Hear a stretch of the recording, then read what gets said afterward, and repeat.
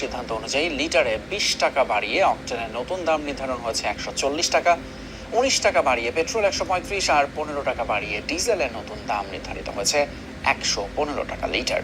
দাম বেড়েছে কেরোসিনেরও, লিটার প্রতি নতুন দাম 130 টাকা। শনিবার বিদ্যুৎ, জ্বালানি এবং খনিজ সম্পদ মন্ত্রণালয় থেকে পাঠানো এক বার্তায় এই মূল্য সমন্বয়ের কথা জানানো হয়। মন্ত্রণালয়ের বার্তায় বলা হয়, আন্তর্জাতিক বাজারে জ্বালানি তেলের মূল্য বৃদ্ধির সঙ্গে সামঞ্জস্য বজায় রাখতে দেশের বাজারে ওই দাম সমন্বয় করা হয়েছে। এদিকে রাজধানীতে গভীর রাতেও পাম্পগুলোতে তেল কিনতে যানবাহনের দীর্ঘ সারি। সকালে খুলবে পাম্প, সারা রাত অপেক্ষা করেই তবে মিলবে তেল। এরই মধ্যে তেলের দাম বৃদ্ধির খবর জেনে মিশ্র প্রতিক্রিয়া জানান চালকরা। বাড়ছে ঠিক আছে, কিন্তু আমাদের যদি রেগুলার তেলটা পাওয়া যায় তাইলে আমাদের কোনো সমস্যা নাই, কিন্তু যদি এরকম বাড়ার পরও যদি সমস্যা দেখা দেয় তাহলে ভাই আমাদের অনেক কষ্ট হয়ে যাবে। তেলের দাম যেহেতু বাড়ছে, লিমিট সিন্ডিকেট বাদ দিতে হবে। যে যতটুকু নিতে চায় তাকে ততটুকু দিয়ে সান্ত্বনা দিতে হবে। যে আপনারা কেউ মজুত করেন না, মজুত থেকে বিরত থাকুন। আগের মতো আপনাদের যতটুকু তেল লাগে ততটুকু নেন। তেল বাড়লে পরে আমাদের সংকটটা মনে হয় দেখা দিত না। তো যেহেতু বাড়লো, তো এতে আমরা অনেক কষ্ট বোধ করতেছি। গাড়ি সিরিয়াল 4টার দিকে লাইন ছিল, আজকে পাইনি, কালকে সকালে নিতে হবে। সেক্ষেত্রে বাড়িয়েছে, এটা তো আসলে নিরুপায়। ক্রিয়া শুনছিলাম ক্রেতাদের। সকাল থেকে আসলে কি চিত্র হতে পারে এবং রাতে কি চিত্র দেখছেন একটু বলবেন? হ্যালো বন্ধুরা, পুরোটাই ডিপেন্ড করছে পাম্পগুলো ডিপো থেকে কি পরিমাণ তেল পাচ্ছে তার উপরে। অর্থাৎ এখানে আমরা আসাদ গেট এলাকায় যে পাম্প, সেখানে আমরা দেখলাম যে রাত 12টা থেকে নতুন দাম কার্যকর করা হয়েছে, কিন্তু রেশনিংটা কিন্তু পরিবর্তন হয়নি। অর্থাৎ আগের যে পরিমাণ তেল দেয়া হতো সেটি এখন দেয়া হচ্ছে। স্বাভাবিকভাবে এখানে চালক যারা রয়েছেন বিভিন্ন গাড়ির, তারা কিন্তু অভিযোগ করছেন যে দাম বেশি দিতে পরিমাণ তেল তাদেরকে গত 2 সপ্তাহ ধরে দেয়া হচ্ছে। এই নতুন দাম বৃদ্ধির পরে কিন্তু সেই বিন্দু পরিমাণ বাড়ানো হয়নি। এবং বড় যে অভিযোগের জায়গা সেটি হচ্ছে যে দীর্ঘ কর্মঘণ্টার কারণে তাদের গাড়ির শিফটের যে বিষয়, অথবা তাদের একটা ট্রিপ কমপ্লিট করার যে বিষয়, এবং এরপরে গাড়ি আটকে থাকা, তেলের জন্য দাঁড়িয়ে থাকা, এবং গণপরিবহনের পাশাপাশি পণ্য পরিবহনের যে গাড়িগুলো রয়েছে সেগুলোর ক্ষেত্রেও 10 লিটার বা 15 লিটারের যে ব্যারিয়ার, সে কারণে কিন্তু অভিযোগের মাত্রা আরও বেড়েছে।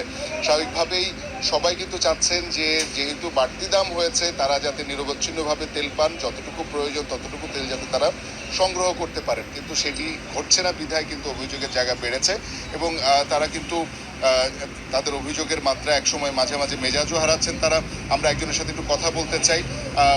ভাই, এখন আপনাদের তেল দেওয়ার লিমিটটা যদি একটু বলতেন। একটু আগে তো বললাম আপনাদের। এখন আমরা লাইভে আছি, কতটুকু তেল দিচ্ছি? ও আচ্ছা, ওই 5,000 টাকার তেল দিচ্ছি। আর এর আগে আরো কম দিতাম তেল, 12টার পর বাড়ার পর লিমিট একটু বাড়াই দিচ্ছি। এর আগে একটু কমাই দিচ্ছি, এখন বাড়াই দিচ্ছি, যে 5,000 টাকার তেল দিচ্ছি।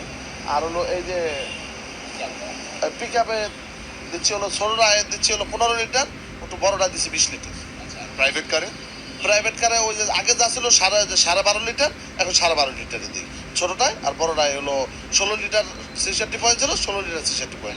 বাড়তি দিতে পারছেন না কেন? মানে আমাদের তেল দিচ্ছে না তো, আমাদের এক গাড়ি তেল দিচ্ছে। আমাদের তেল লাগে 4 গাড়ি 5 গাড়ি, আমাদের তেল দিচ্ছে এক গাড়ি না, আমাদের তো দিচ্ছে না। আমাদের না দিলে আমরা কই থেকে দিব? এটাই হচ্ছে আসল বিষয়, যে পাম্প কর্তৃপক্ষ যদি ডিপো থেকে তাদের চাহিদা মাফিক তেল পান, সেক্ষেত্রে যারা ভোক্তা আছেন তাদেরকে তেল দিতে তাদের কোনো আপত্তি নেই। এই বিষয়টি বলতে চাচ্ছিলাম যে পাম্প কর্তৃপক্ষ বা পাম্পগুলো যদি পরিপূর্ণ তেল পায়, তাহলে যাত্রী সাধারণের যে ভোগান্তি সেটা কমে আসবে। একদমই তাই, সেটাই আসলে চাওয়া। আমি নিজেও তেল নিয়ে খুব ভোগান্তিতে আছি। আশা করি যে দাম বাড়লেও যেরকম বলছিলেন ক্রেতারা, যেন ভোগান্তিটা কম। অসংখ্য ধন্যবাদ শওকত মন্ত্রী শান্ত। হাম প্রতিরোধযোগ্য রোগ, কিন্তু গত 1 মাসে এই হামে শিশু মৃত্যু আক্রান্ত ভয়াবহ রূপ নিয়েছে। পরিস্থিতি নিয়ন্ত্রণে জরুরি টিকাদান কর্মসূচি গ্রহণ করেছে সরকার। করার জন্য সবিনয় অনুরোধ। রাজধানীতে উপজেলা স্বাস্থ্য ও পরিবার কল্যাণ কর্মকর্তাদের সম্মেলনে প্রধানমন্ত্রী তারেক রহমান বলেছেন, বিগত 2টি সরকারের অবহেলায় হামের অবনতি হয়েছে। সারা দেশে শিশুদেরকে হামের টিকা না দেওয়ার ফলে বিগত ইমিডিয়েট 2টি সরকারের জীবন বিনাশী ব্যর্থতা মনে হয় ক্ষমাহীন অপরাধ। বর্তমান সরকার সারা দেশে জরুরি ভিত্তিতে হামের টিকা দিয়ে তড়িৎ ব্যবস্থা নেওয়ায় আল্লাহর রহমতে পরিস্থিতি অবনতি কিছুটা রোধ করা সম্ভব হয়েছে। প্রিয় সন্তানদেরকে হারিয়েছেন সেই সকল পিতা মাতা এবং স্বজনদের কাছে আমি ব্যক্তিগতভাবে আন্তরিকভাবে দুঃখ প্রকাশ করছি।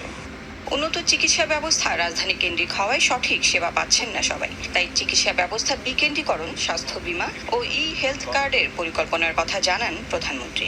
বলেন, স্বাস্থ্যসেবা জবাবদিহিতার আওতায় এনে নাগরিকদের অধিকার নিশ্চিত করতে হবে। দুঃখজনক হলেও সত্য, বর্তমানে বিশেষজ্ঞ চিকিৎসক, বিশেষায়িত হাসপাতাল অথবা উন্নত ল্যাব প্রায় সবকিছুই শহর কেন্দ্রিক, কিংবা আরো সুনির্দিষ্টভাবে যদি আমরা বলতে চাই তাহলে অবশ্যই রাজধানী ঢাকা কেন্দ্রিক। শহর এবং গ্রাম অঞ্চলে স্বাস্থ্যসেবা প্রাপ্তির ক্ষেত্রে বৈষম্য দূর করা বর্তমান সরকারের অন্যতম একটি প্রায়োরিটি। বৈষম্য দূর করে স্বাস্থ্যসেবার বিকেন্দ্রীকরণের লক্ষ্যে আমরা ইতিমধ্যেই পদক্ষেপ গ্রহণ এবং বাস্তবায়নের কাজও ধীরে ধীরে শুরু করেছি। বর্তমান সরকার ক্রমান্বয়ে স্বাস্থ্য খাতে জিডিপির 5% বরাদ্দ দেওয়ার পরিকল্পনা গ্রহণ করেছে। অনুষ্ঠানে তারেক রহমান চিকিৎসক ও স্বাস্থ্যকর্মীদের নিরাপত্তা নিশ্চিত ও জীবনমান উন্নয়নের কথাও বলেন। সেজন্য আমরা সরকারের পক্ষ থেকে চেষ্টা করব এই বিষয়টি কিভাবে ইমিডিয়েটলি অ্যাড্রেস করা যায়। সফলভাবে দায়িত্ব পালনের জন্য অনুষ্ঠানে চিকিৎসকদের হাতে পুরস্কার তুলে দেন প্রধানমন্ত্রী। ফলে সেবা গ্রহীতার সংখ্যা উল্লেখযোগ্য। লাভলি বিথি, যমুনা নিউজ, ঢাকা। শনিবার বিকেলে রাজধানীর বিজয়নগর পানির ট্যাঙ্ক মোড়ে দ্বিতীয় দফা কর্মসূচির অংশ হিসেবে গণভোটের রায় বাস্তবায়ন, জ্বালানি সংকট নিরসন, দ্রব্যমূল্য নিয়ন্ত্রণ সহ জনদুর্ভোগ লাঘবের দাবিতে বিক্ষোভ সমাবেশ ও গণমিছিলের আয়োজন করে 11 দলীয় ঐক্যজোট। গণভোটের রায় মেনে না নিলে সরকারকে কঠিন পরিণতির হুঁশিয়ারি দেন জামায়াত ইসলামীর নায়েব আমির এটিএম আজহারুল ইসলাম। এ সময় জোটের নেতারা বলেন, সরকার চোখ রাঙিয়ে গণভোটের রায় বাস্তবায়নের আন্দোলন দমন করার চেষ্টা করলে জনগণকে সাথে নিয়ে তা প্রতিহত করা হবে।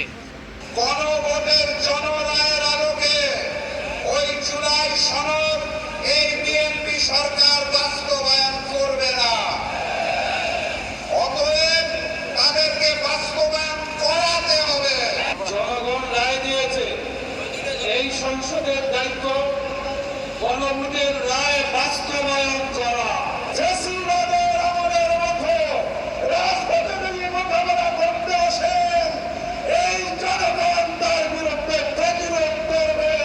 সংসদ চলবে আগামীকাল থেকে, সেখানে ঘোষণা দেন যে আমরা ধরনের বাস্তবায়ন করার জন্য সংবিধান সংস্কার করব। আর যদি না করেন, আগামী দিনে আন্দোলনের জন্য মোকাবেলা প্রস্তুত হন। আমরা হাসিনাকে 16 বছর সুযোগ দিয়েছি, সেই শক্তি আমাদের নাই।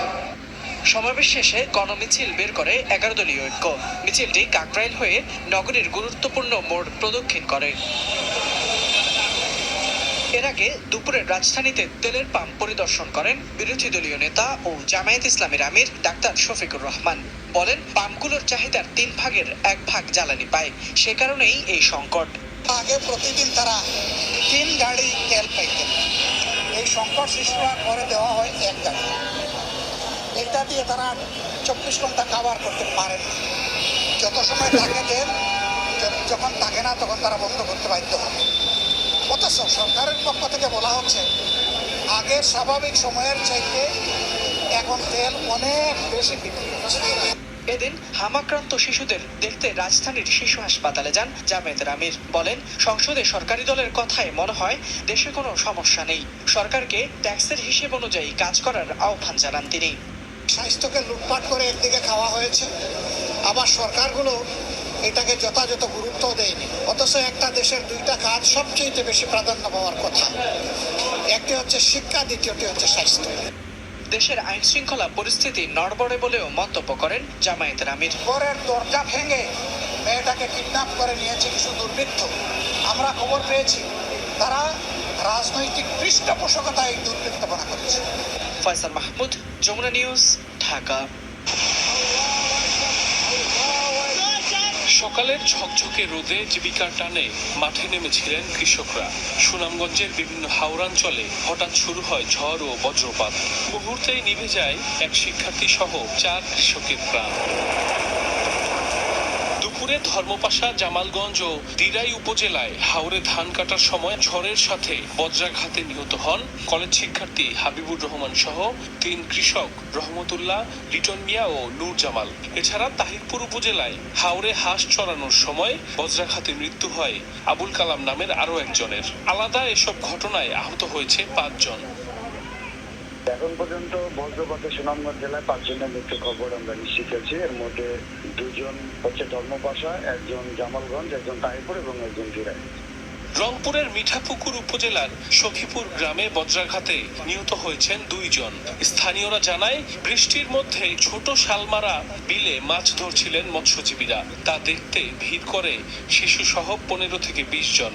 হঠাৎ বজ্রপাত হলে ঘটনাস্থলে মৃত্যু হয় কৃষক তালেব ও জেলে মিলন মিয়ার। এ সময় 3 শিশু সহ আহত হয় অন্তত 10 জন। তাদেরকে উদ্ধার করে মিঠাপুকুর স্বাস্থ্য কমপ্লেক্সে ভর্তি করা হয়। 3 শিশুর অবস্থা গুরুতর হওয়ায় তাদের পাঠানো হয় রংপুর মেডিকেলে। এদিকে ময়মনসিংহের গৌরীপুরে ধান খেতে কাজ করার সময় এক কৃষক এবং গফরগাঁওয়ে মাঠ থেকে গরু আনার সময় বজ্রাঘাতে এক বৃদ্ধের মৃত্যু হয়েছে। এছাড়া নেত্রকোনা ও হবিগঞ্জে প্রাণ গেছে আরো 2 জনের। সাইফ আহমেদ, যমুনা নিউজ।